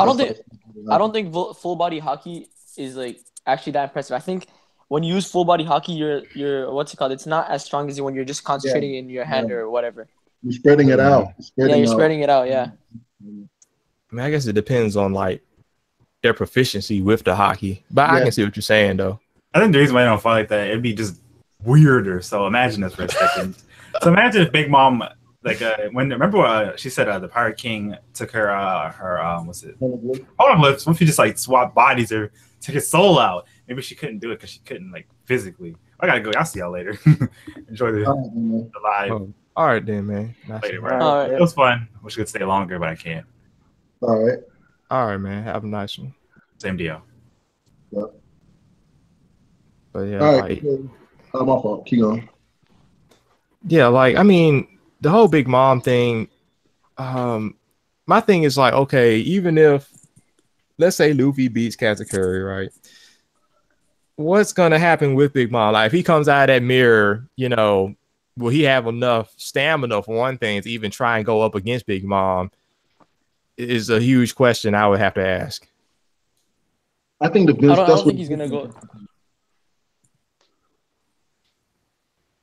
Go ahead. Oh no, I don't think he's gonna go straight. Probably go against Big Mom because their goal wasn't to fight Big Mom. Their goal was just to go get Sanji, get the Poneglyph, and then Luffy set another goal to beat Katakuri. So I don't think they're gonna go directly against Big Mom. They're probably gonna come to some sort of negotiation or something like that. But like, she can't negotiate with them because they came in here, disrespected you. Like, you in my house, disrespected me, and I'm negotiating with you. I can't do. Then they're probably ready to go wait. We'll see. But yeah, my question to that is, when German shows up, what would their purpose be even for coming back? What's the purpose for them coming back if they're not trying to take something down? I could kind of see it ending tragically. Like, maybe Judge swallows his pride and the rest of them too after Sanji kind of saved them. And maybe they sacrifice themselves and fight against Big Mom, maybe in a losing battle to kind of distract her enough so the Straw Hats can get away kind of thing, But they maybe die at the end of it. I don't know. That would be nice. Like, they all, but everybody has shown emotion. Ichiji's the only one that's still been like, nah, you gotta die. Because like when Judge got shocked, I think Yanji was like, oh no. And then when Reiju was getting hit, then Niji was like, oh no. Like they both worried about their I guess father and sister. But Ichiji was still like, the weak gotta die. We keep going. So I think it's gonna be Sanji versus Ichiji sometime in the future. Maybe not this arc, but it's just I don't know how it can end though. It's kind of weird. Like, I mean, honestly, like I don't know how you guys feel about this, but I wouldn't mind Reiju joining the crew. Honestly, there's a lot of characters that have been introduced that I wouldn't mind joining the crew. Okay, how many characters do you guys think there's gonna be at the end of the series and to join the crew? Luffy said he wanted like 10 or something, right? But so wait, does that mean including him 10 or like not including? I think that's not. So 2 more. That means. Yeah. So that means Jinbei is a lock. So there's really only like one more slot. One more slot. I think Jinbei, Carrot, and then one more. They need another non-human because it's like a whole human crew except for like Chopper and Jinbei right now. So they need another non-human and they need another female. Hey, Bartolomeo. You gotta be the fanboy. Like if he's there, then it just kills his comedy. So comedy. That's true. Luffy senpai. Yo, that ship though, man. The Kentama ship. That's the ship right there.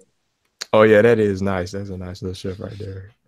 That's crazy how they're gonna actually be at the revelry too. That's something too. Yeah. So who's gonna be? Which is there gonna be? Is this gonna be the first ever Straw Hat list arc, the revelry, or will Luffy somehow make it over there with Brulee's help? I don't know. Like that's another thing. Like we don't know how far Brulee's power extends. That might be too far, but that's a good question. If they will make an appearance, honestly, I'm all for like taking the camera away from the main people of an anime and going to something else. Like I like that. So I wouldn't mind them having like a Straw Hat list arc. I can be entertained by the other characters. Yeah, they might be mentioned. But like I don't know if they will be there, but they might be mentioned there. Yeah, I think they definitely will be mentioned. But Oda has done such a good job of building up all the characters that we have fallen in love with just other people like Vivi and not really Rebecca, but other people though, like King Riku and all of them that's gonna be over there. Yeah. Even some of the people from Fishman Island gonna be, I think, like Shirahoshi and stuff and all that little crew. Yeah. There's gonna be a lot of Straw Hat people that like the Straw Hats over there. So when they start talking down, like, oh, Straw Hat Luffy just beat Big Mom, some people talk down on it, but then I think they're gonna be like, no, Straw Hat Luffy's actually good. He did this, that, and the other. Same thing for Vivi in her country. Like, yeah, the Marines didn't save us. Straw Hat Luffy saved us.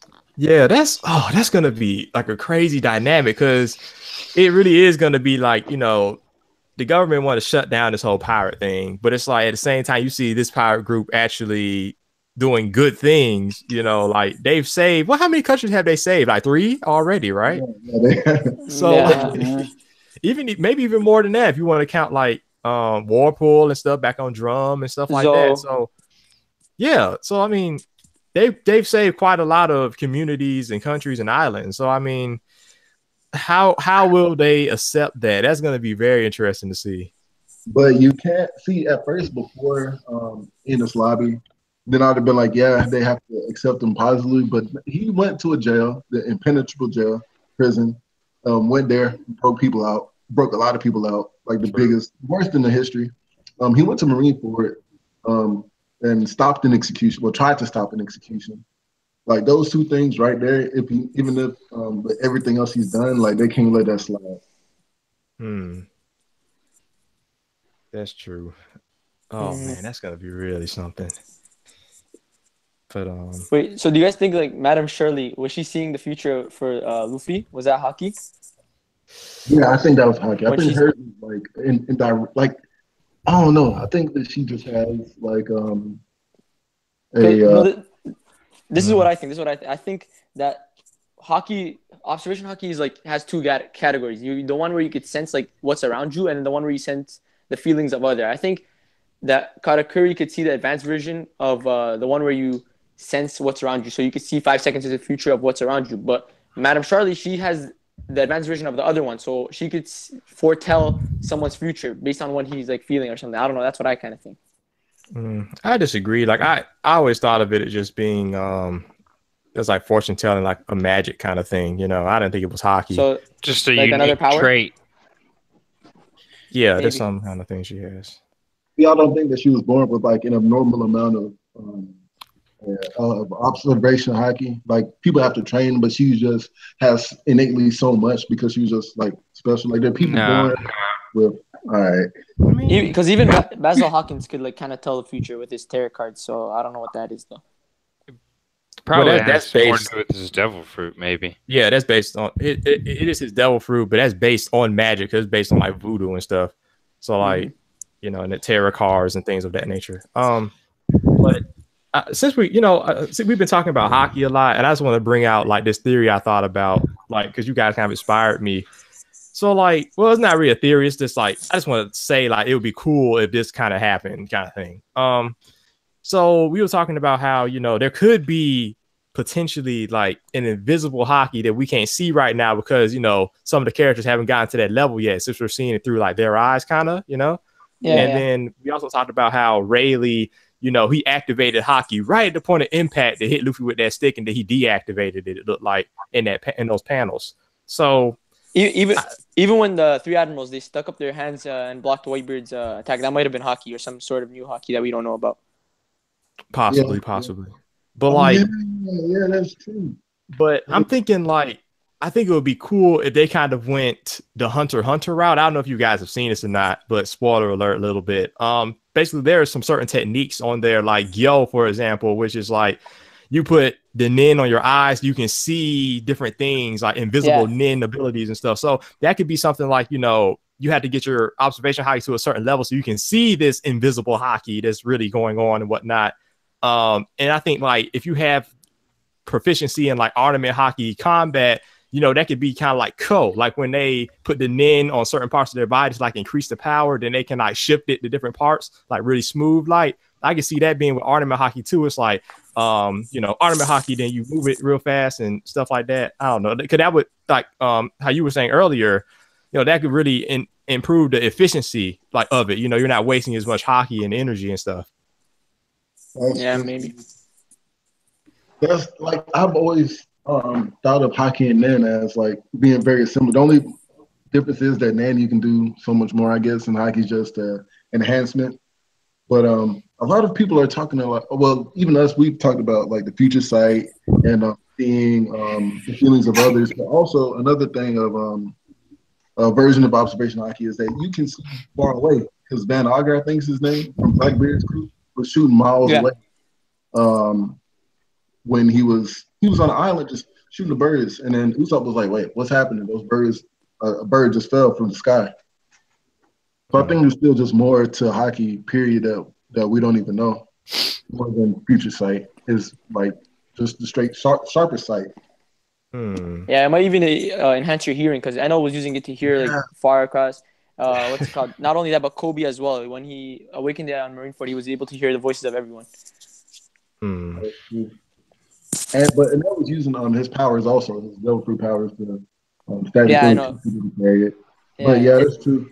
Maybe you can enhance all of your senses with observation Haki, even taste maybe. Maybe, I don't know. So we know that, you know, NL is on the moon, right? So he's coming back right now. Do you guys think that NL will come back down to, you know, the world that, you know, the Straw Hats and everybody is at, or do you think that the Straw Hats are going to go up to the moon? What do you think was the more plausible thing that will happen? I don't know. He might come down, then they go up. I don't know. I think really don't even know. That he, like a lot of people are drawing similarities to the Celestial Dragon suits that they look like astronaut suits. Yeah. So it might be like towards the end of the show, they might go up there and say, "Oh, they're actually from space. That's what they call celestial dragons." And then they might have a space battle. It might be tainted to something totally different. I want to see a space battle in there. All right, yo. Well, I have to go. Thanks for having me. Yeah. All right, Peace man. out. Have a nice one. Yeah. I think we went off about 90 minutes, so a couple people dropped out. So I think it's about time to wrap it up, unless y'all have something else that y'all want to get into. I mean, I just want to say, like, I did enjoy the chapter. I'm looking forward to the next one. It kind of sucked that One Piece was on break. I was ready, like, for that, you know, that smoke to clear, and we would see what really happened, you know.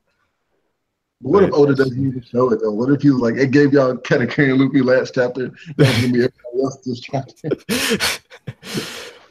You know, I wouldn't even put it past them. You know, that'll keep you, you know, reading and reading for the next issue. So, you know, I can't even blame the them. hype up too, because the hype is real right now. I'm feeling it. So, like a whole chapter of Germa, or a whole chapter somewhere else with Big Mom, and then get back to what happened with Katakuri and Luffy.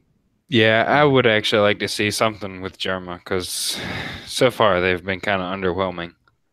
Like, everybody's been shown now except for Germa. Like, that's the only people that have been in the art that's not back in the story yet. And Pound also. But a lot of people hoping Pound is dead. Is Pedro dead? The Will of P, is it real? Yeah, is Pedro dead? No, For real. Well, the P is not real. I hope it ends right now, man. they like have a homage song to him, like R.I.P. Pedro. Oh man.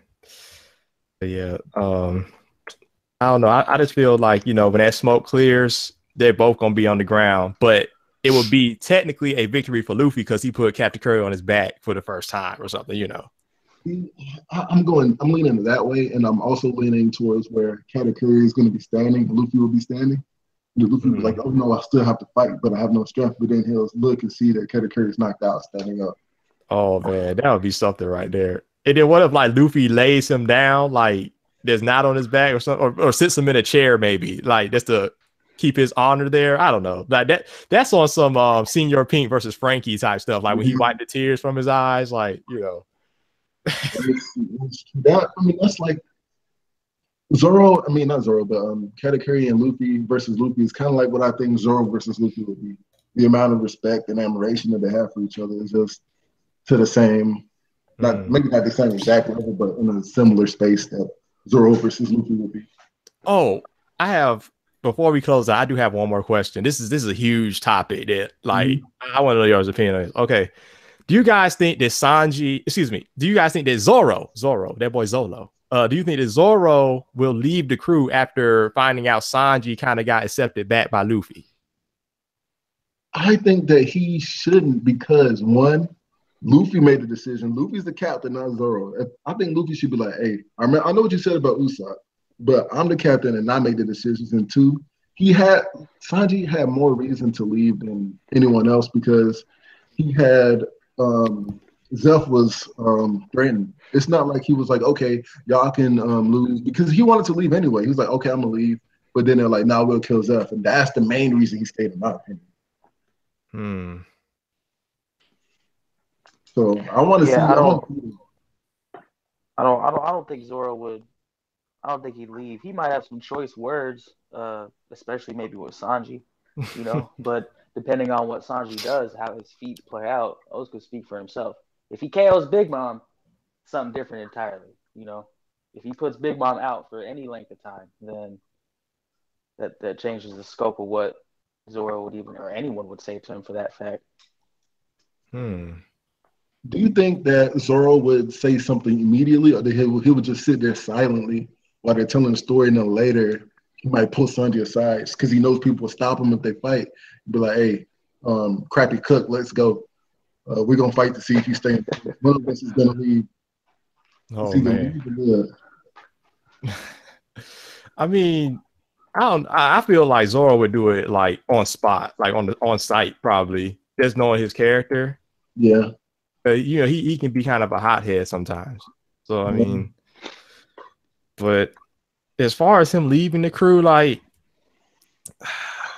I can see him being disappointed in Luffy letting him back, but I mean, I don't know if this was filler or not, but in the anime, Sanji kind of he kind of said like he wants to be with y'all. Like, I want to be with you guys, you know, but I can't because all this stuff is going on and blah blah blah. So that may kind of be like a semi apology, you know, how to kind of like Usopp had to apologize for he get back in kind of thing.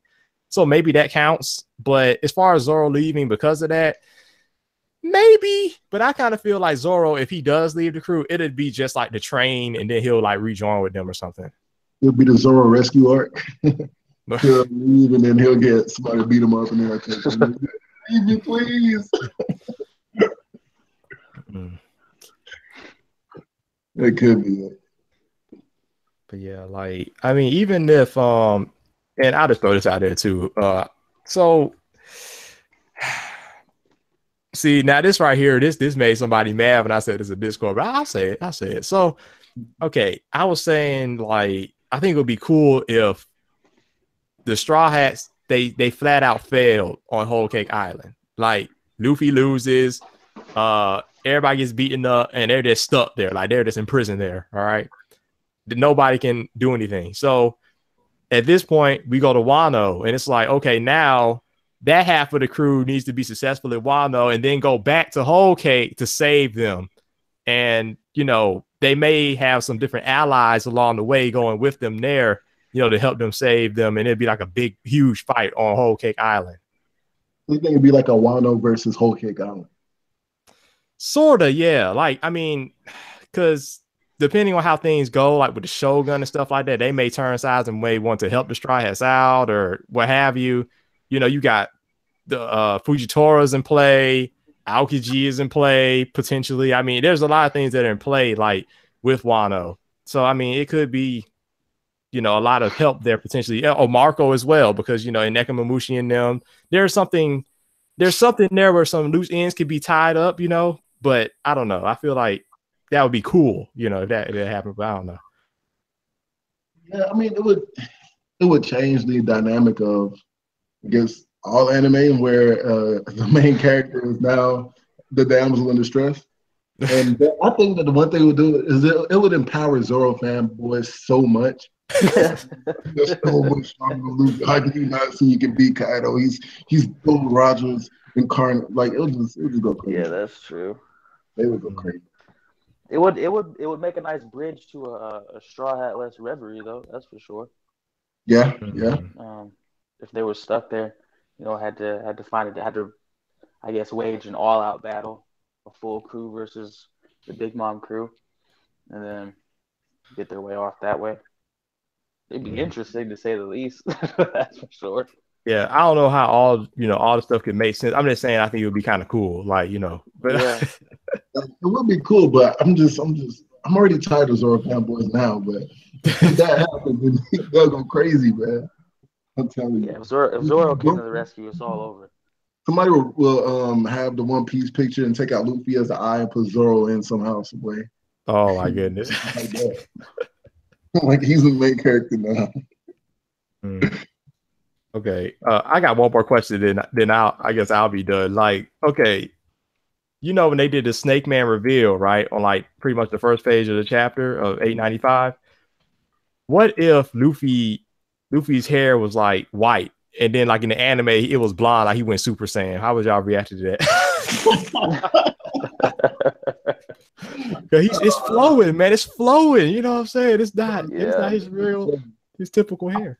I think it's because of the somehow, some way, like that. It has to do with that. I don't know what it's called, but the smoke around him, like the air from his muscles. Yeah, that's what I think. The air from his muscles is constantly blowing out. That's why he has the 10-minute limit. Because he's two reasons is because one, the air, he has to use the haki to keep the air there, and two, that the haki can't fully keep the air there, so the air that's blowing out is holding his hair up. So and he doesn't gear to it. So they say he's like Ichigo, a part of everything. You think because it's Snake Man, it's so compressed that that's what's making his hair flow that way. I mean, same thing with Bounce Man and Tank Man. His hair is always flowing. Yeah. But is it like, I don't remember it being like that. It looks really long. Now though, right? Huh? Maybe his hair seems longer. To me, it does, but I mean, maybe longer. I'm not. It looked in that panel. It looked longer than it did. Super Saiyan 3 Luffy. First one, Bounce Man. God mode Luffy. Yeah, right. I know y'all seen that Ultra Instinct picture of him. I've not even seen that. I need to look that up. Oh yeah, look it up, man. Like, there's some very talented artists in the anime community, like an anime fan community. Like, they do a lot of interesting things. Yeah, man. That's why I stay on Reddit, man. That's where everybody posts. But yeah, like that's pretty much all I wanted to say. I mean, if you guys have anything else, I'll reply and whatnot. But yeah. All right. I ain't got nothing else. What about y'all two?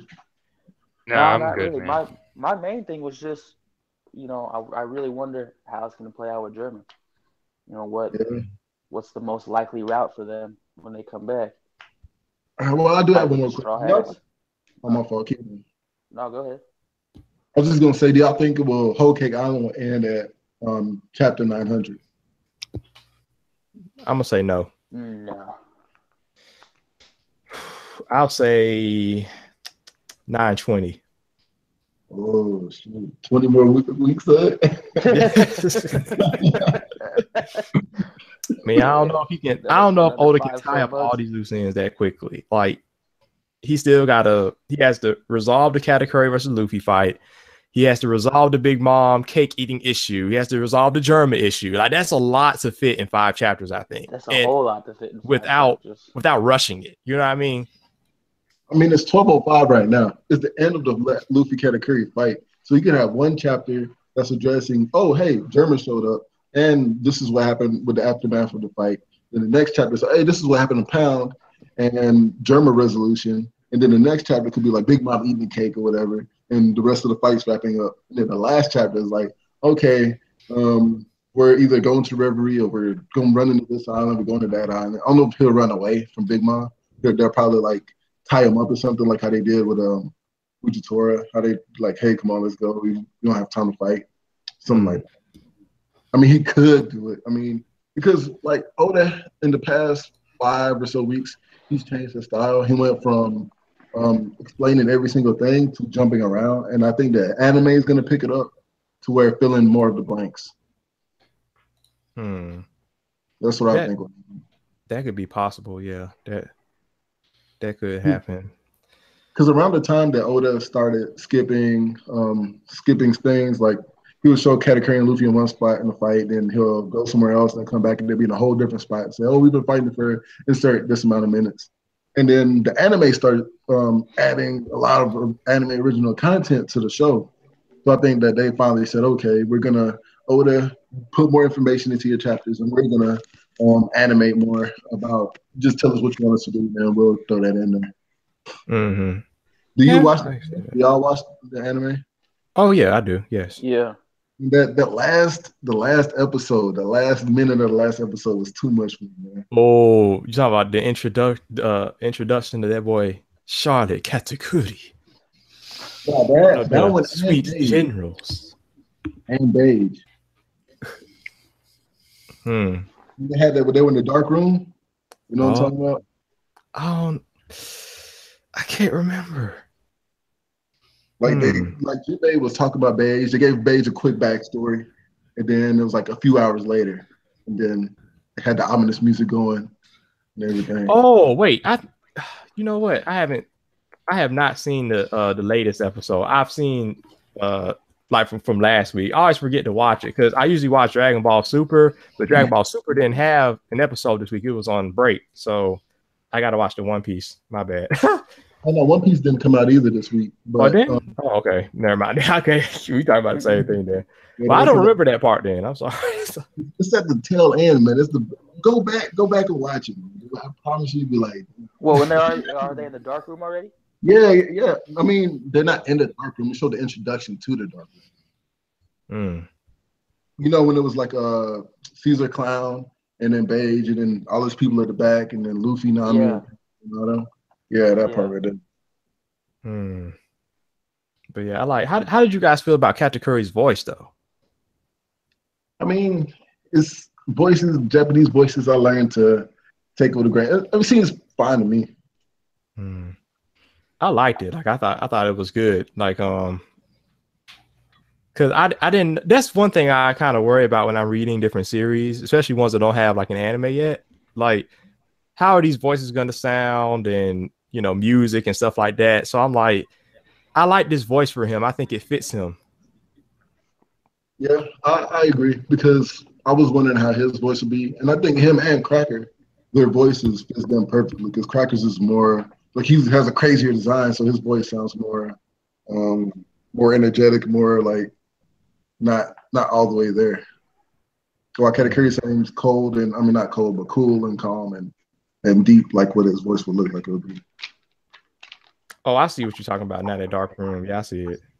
Oh yeah, that's gonna be nice. Yeah, that was lit.